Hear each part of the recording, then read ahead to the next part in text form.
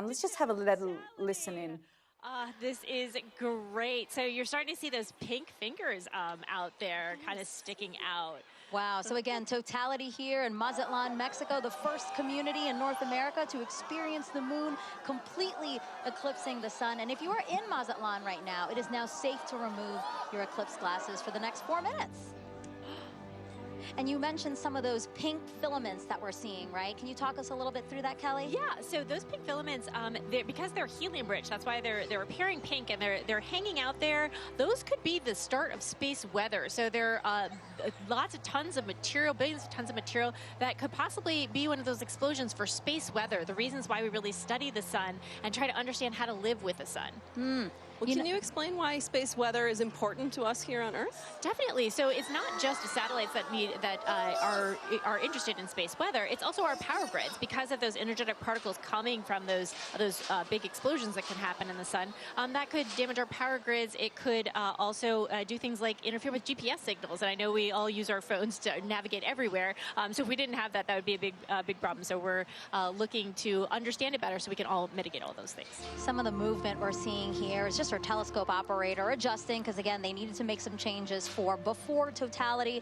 Now they're viewing it a different way, and then after Totality, we might see some shakes there as well. But I really just cannot believe how crisp it is. As we said, it's not a marble, but I mean, just the view of it is so crisp with these little, again, those filaments are just amazing that we can see that to such accuracy, you know? Right, definitely. And also the white fuzz. I mean, you're seeing something that's 1,000,000 degrees just hanging out all around the sun. And, you know, 3 billion Earths can fit inside of there. So there's a lot of atmosphere there, all around there, just hanging out.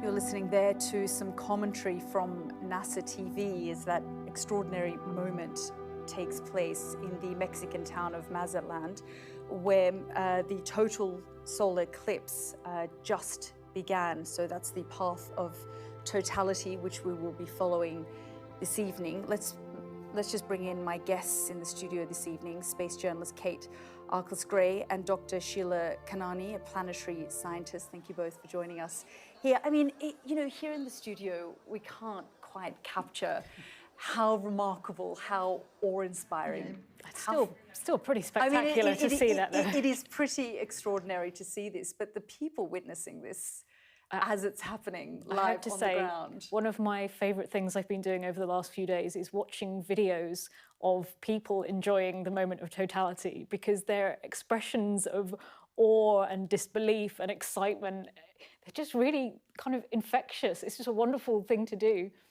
It's beautiful and it's also terrifying.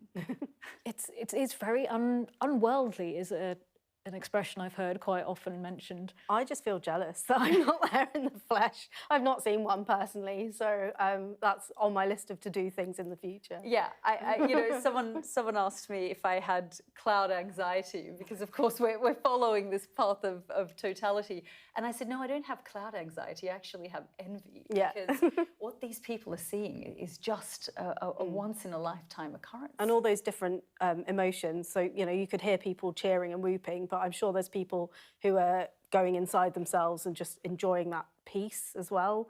And I think the animals, we've mentioned on the VTs as well, that it really affects everyone from the tiniest birds to humans. So it really brings everyone together as well.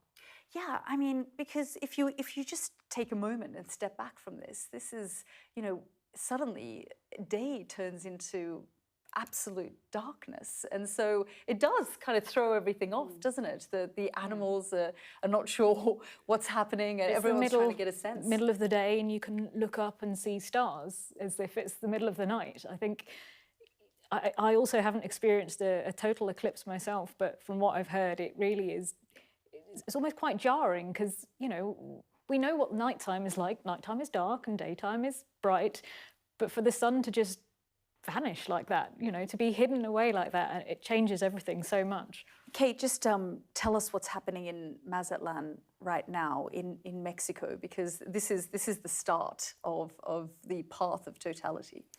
Yeah, so what we've seen is they've had the moment of totality where the moon is blocking the sun completely, and now that shadow is moving across, and we're seeing they describe it as a sort of diamond ring effect.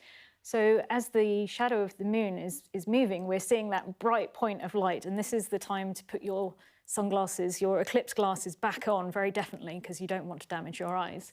But it is quite an impressive sight to see. And then that shadow will move along, and the next people along that path of totality will get their experience.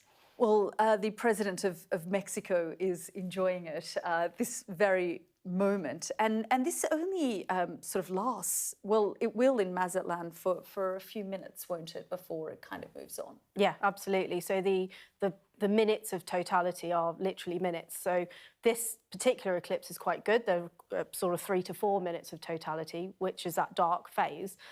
Previous eclipses have been sort of 2 minutes. It just depends on the geometry of the sun, earth, moon, in terms of how long that totality lasts, but this is one of the better ones. So you can actually take your glasses off for those 4 minutes and enjoy that darkness. And one of the better ones because the number of people who get to witness this, we're talking tens of millions who are just in its path, and then the millions the people who have descended on all of these towns and cities across Mexico, the United States and Canada.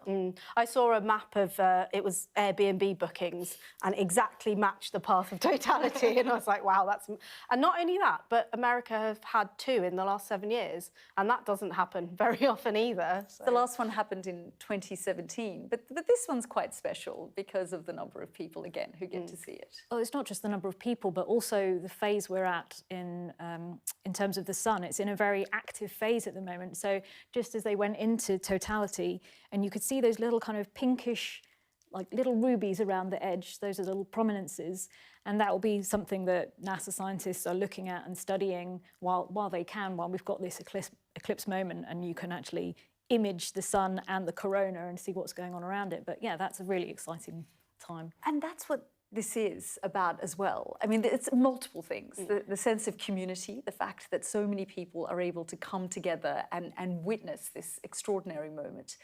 And as well, for the science community who are tracking this, who are having a better sense of what, you know, it means for us here on Earth, but also teaches us so much about the sun.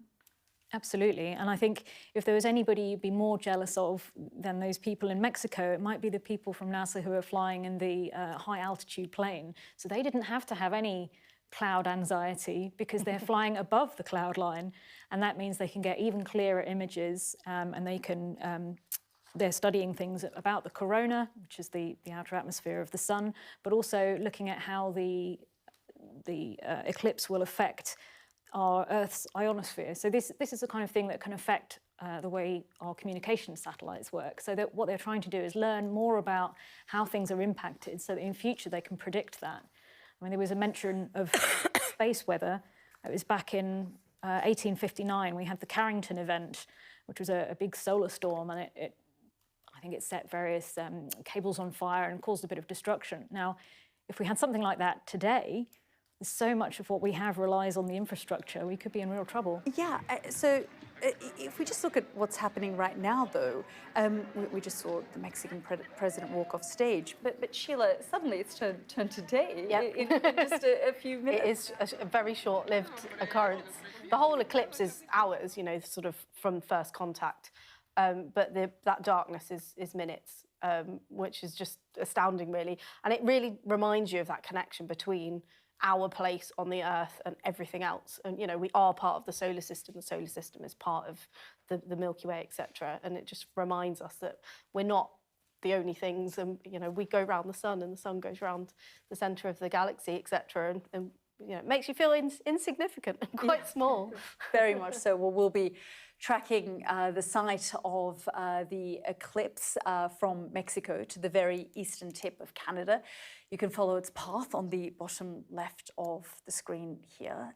But joining me now from Dallas, Texas, to discuss this more is astronomer and author Tom Kurz. And Tom, thank you so much for joining us. We just witnessed that extraordinary moment which has taken place in the Mexican town of Mazatlan, where the total solar eclipse began. And, you know, we saw it happen just within minutes, and then it suddenly went from total darkness to light again. Really quite an extraordinary moment. Yeah, it's the most astonishing thing to witness. Currently, I'm in a small town called Hawkins in Texas. Decided to get out of Dallas after looking at the weather forecast. And as you can probably see in the sky behind me,